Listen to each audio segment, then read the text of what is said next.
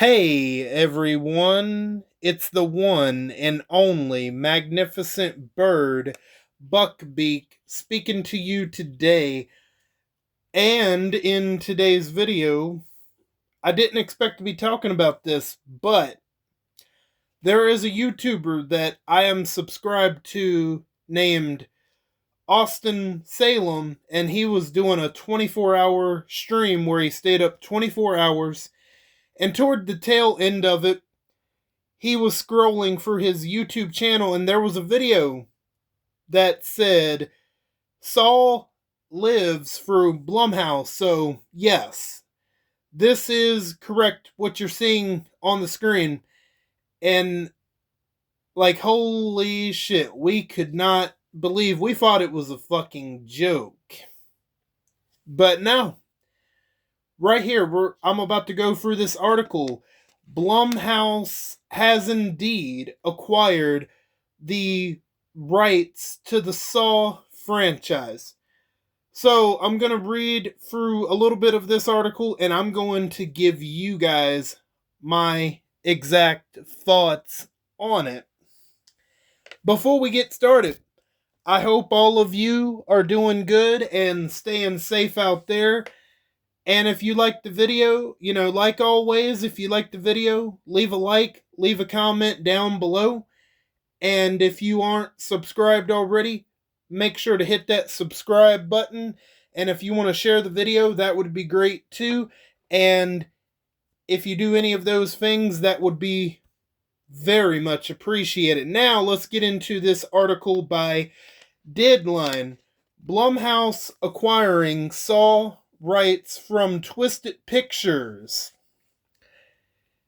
In this exclusive, in a deal that will bring James Wan back in touch with the mega horror IP he created, we hear from several sources that Blumhouse is acquiring the prospective rights to Twisted Pictures' portion of the Saw franchise.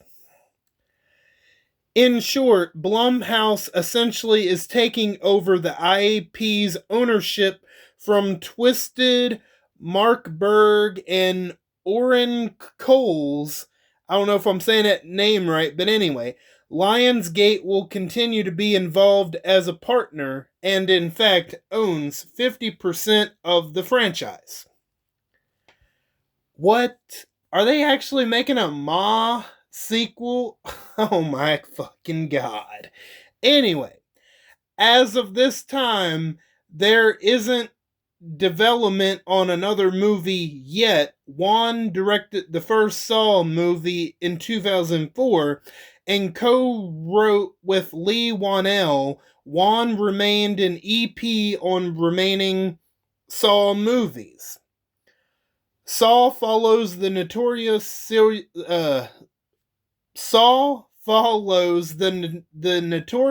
serial killer John Jigsaw Kramer and his cronies. Instead of killing his victims, he traps them in life-threatening tests, blah blah blah. The Saw franchise not only grossed over $1 billion at the global box office from 10 movies, but spawned comic books, video games, theme park attractions, toys, masks, and clothing. I had no idea they had comic books. All that other stuff, yeah, I knew they, but not comic books. Interesting. Okay, there was a Saw 11 in development that was previously scheduled for September 2025. However, the project was stalled. Lionsgate and the franchise producers didn't see eye to eye on the 11th movie. Saw 11 scribes Patrick Melton and Marcus Dunstan had turned in a draft in 2024 with Saw 10 director Kevin Gruitt, I don't know if I'm saying that right, attached to direct. His 2023 version opened to 18.3 million domestic, finaled at 53.6 million stateside and went north of 112 million global, worldwide. Okay, so what do I think?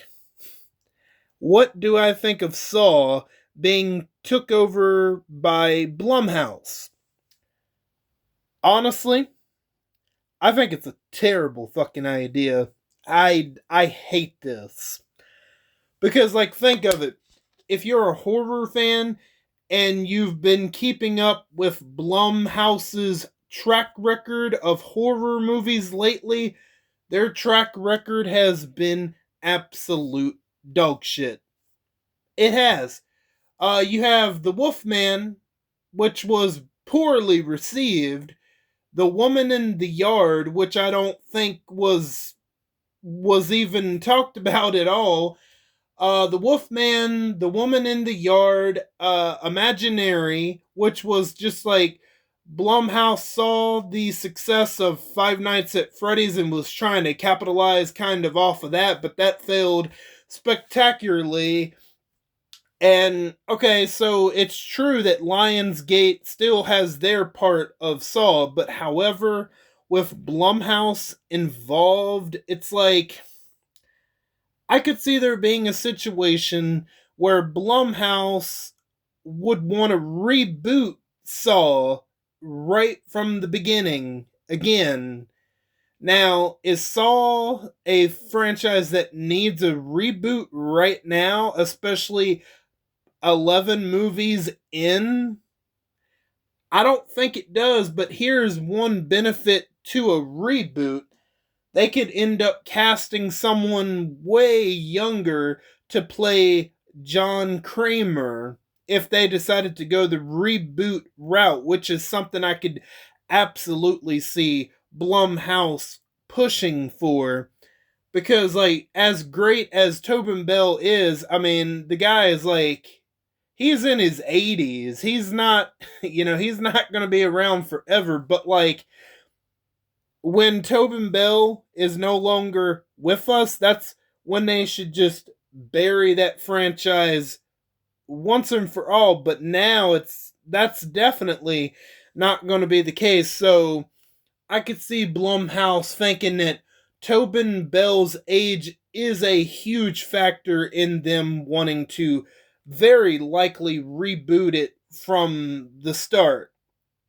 So, and they would want to reboot it and try to make it its own thing and try to make it different somehow. I don't know how they would do it, but because yeah, they said that Blumhouse and Lionsgate have 50-50 partnership, but I believe Blumhouse is probably going to end up getting a little bit more, whether it's 55-45 partnership or 51-49 or 52-48 or whatever. But I think that Blumhouse is going to eventually end up with a little bit more partnership and a little bit more say so into what they want to do with this franchise, whether continue the story of whatever they were going to do with Saw 11 with Tobin Bell, or more likely what might end up happening is a straight up reboot so they can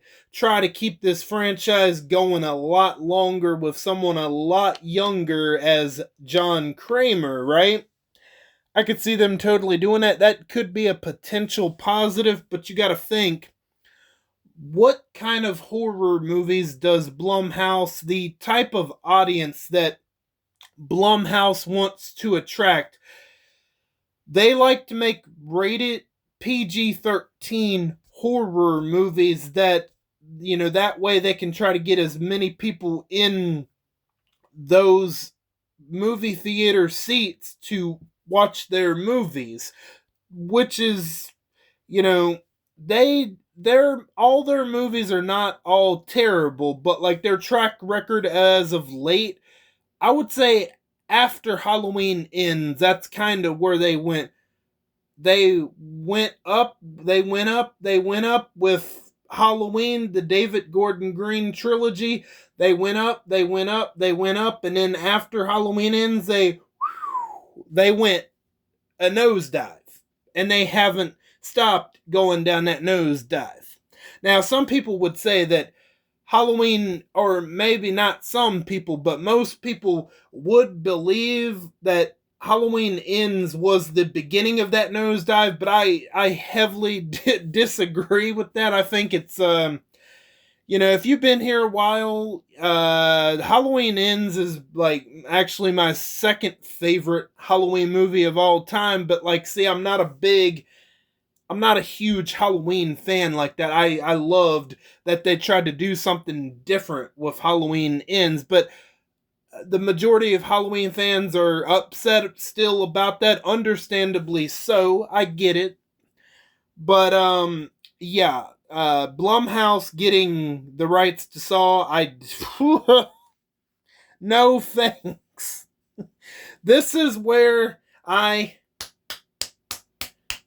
officially tap out with Saw. I was looking forward to Saw 11, but this news of Blumhouse getting the rights, of Saw, goodbye. I'm washing my hands. I don't care. I don't care no more. This was the news. This was the straw that broke the camel's back for me regarding Saw. I don't even care if they try to continue the story or if they reboot it. I don't care. Like, Ma is getting a sequel, that god awful movie with Octavia Spencer where she, oh god, like that movie had potential, but again it was PG-13, so they could only do so much. Like that one scene where she has that black teenager, well, he's supposed to be a teenager, but anyway, that one scene where where Octavia Spencer's got all of those teenagers, and then the one black teenager, she's like, I'm so sorry, you're not one of us or whatever, and like she ends up painting his face white. It's like that is, oh my god, like that movie was so fucking weird and not in a good way. I don't know how that's getting a sequel, but they can't get Thanksgiving 2 off the ground. Like, thank God Blumhouse doesn't have anything to do with Thanksgiving. But anyway, yeah, I don't have much to say other than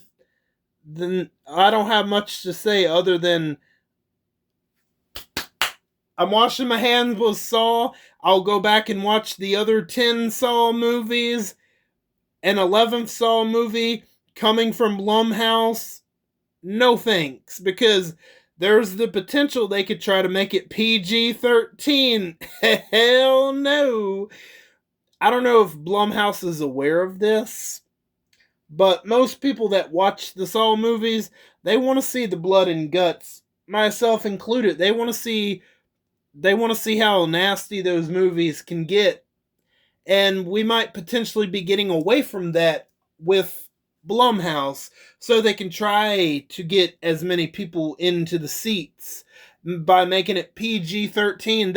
That thought haunts me as a Saw fan. Although I didn't like Saw 7 and 4, but other than those two, I've pretty much liked or loved the Saw movies other than Saws 4 and 7. Those are the only two that no. I try to watch them the least I can if I ever go and watch all the Saw movies. All the rest of them I'm fine with watching over and over, but 4 and 7, not too much. But yep, I don't give a shit what Blumhouse does.